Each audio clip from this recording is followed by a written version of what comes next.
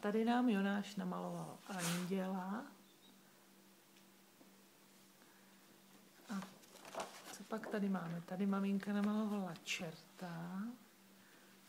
Z druhé strany Mikuláše. Koukni. Co tady jsi namaloval? To je měsíc a...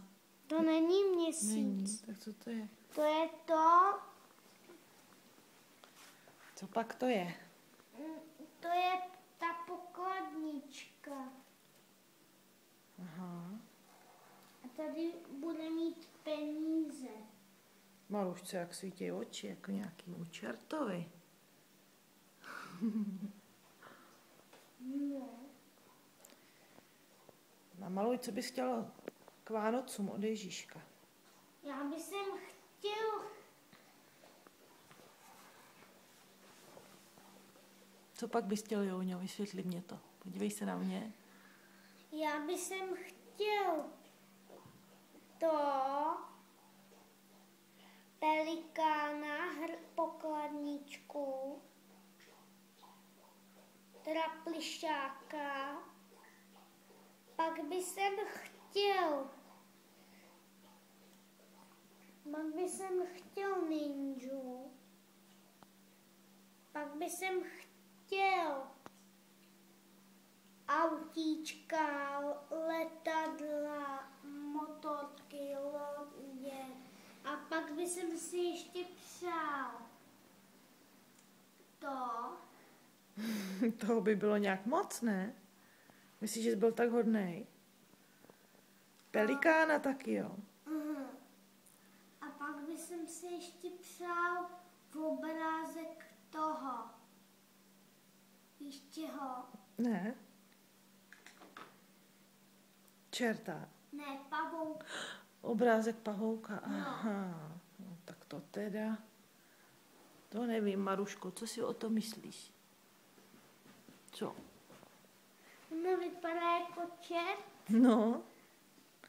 Už jí začínají růst růžky. Jo. No. Jdeme se podívat, jak tady čekáme. 2 svíčky hořejí. Hele, už asi přišlo. Ježíš. Pojď se podívat, Jonáši. Lajko, mazej.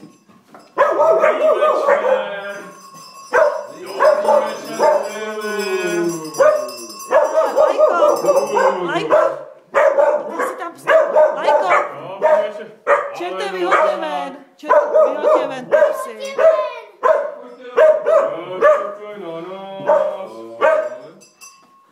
Lajko, pojď ven. Maruško, mazej ven. Mazej ven. Tak do toho domečku já jsem se moc těšil, protože si moc dobře vzpomínám, že minulý rok nám ten chlapeček řekl úplně nejdelší básničku ze všech. Nejkrásnější a nejdelší básničku ze všech. On se směje na čerta. On se vůbec nebojí. A tak jsem teda zvědavý, co nám Jonášek předvede dneska. Minulý rok to byla nejkrásnější a nejdelší básnička. Tak pojď, Jonášku, pojď si vyskočit tady na stůl. Jo, na stole. Abys byl vejš, aby se jich nebál. Teda, Jonáši, ty točíš keramiku. Ty točíš hrnky. To chtěla maminka původně. Teda. Tak, a teď hezky povídej, jo? Cesta jde pořád dál a dál, kupředu jde pryč od mých vrát. Daleko už mi utekla a musím za ní pospíchat. Na těžkých nohou dám se vést, až k cestě větší, nežli znám. Tam, kde se stýká mnoho cest a potom kam, to nevím sám. A dám se skrytou pěšinou, tam za sluncem a za lunou. Mě nohy do hostince nesou, kde čeká dlouhé klidné spaní. A ti?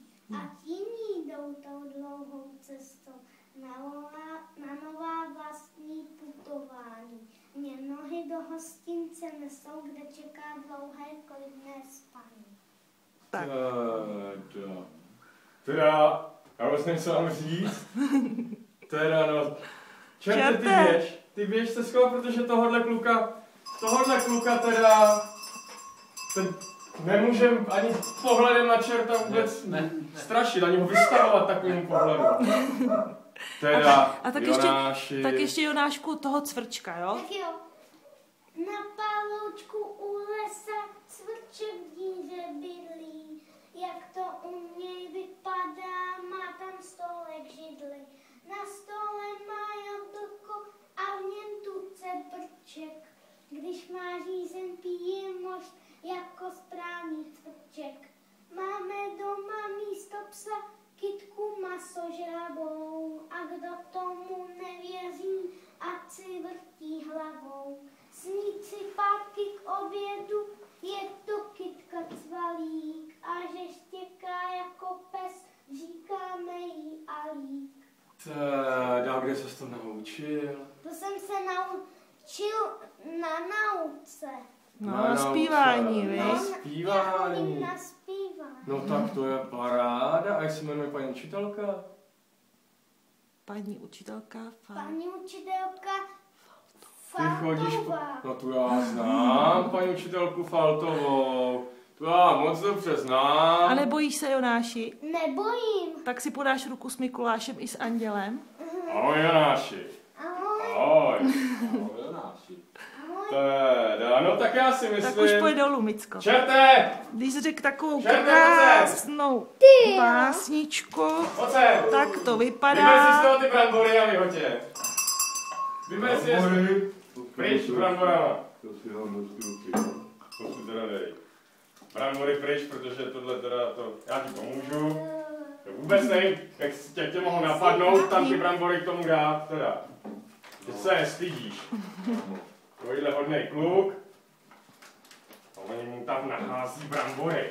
No, on vždycky, pane Mikuláš, není jenom To už hodnej. je kivy. Umí taky zazlobit. Umí trošku, tak jednu bramboru. No. No, něco by tam nechali. Tak jo, tak. Aby si to dobře pamatoval, že zlobit se nesmí, ale básnička a písnička úžasný. Tak to je pro tebe, Jonáši. Jak řekneš? Děkuju. Prosím. Vem si to. A pozdravuj paní učitelku Faltovou. A tatínka, až se vrátí, jo? Řekni mu, jak tady dneska byl čert. A Mikuláš byl. Anděl. Tak, hezky to tatínkovi musíš povyprávět. Tak jo, a už si těšíš na Vánoce. Napsal si Ježíškovi. No, včera jste Jo. psali s tatínkem. Napsali jste mu, že jo, to je paráda, já se za tebe přimluvím. Až se vrátíme dneska do nebíčka, tak já zajdu za Ježíškem, my se známe, my jsme kámoši. A já mu o tobě povím, jak umíš krásně říkat říkadla, básničky, a ať na tebe myslí, aby na tebe nezapomněl, ať ti přinese kůpu v dárku, jo? Tak jo. Tak se hezky rozluč ještě. Tak hezký večer, Jonášku, měj se hezky. Ahoj. Děkujeme, Tak že ahoj, jste děkuji přišli za na mluvu. návštěvu. Naschledanou. Naschledanou, tak zase za rok. Zase za rok přijdeme. Já doufám, že Jonáš zase se naučí nějakou další pohádku a že bude hodnej. Tak naschledanou.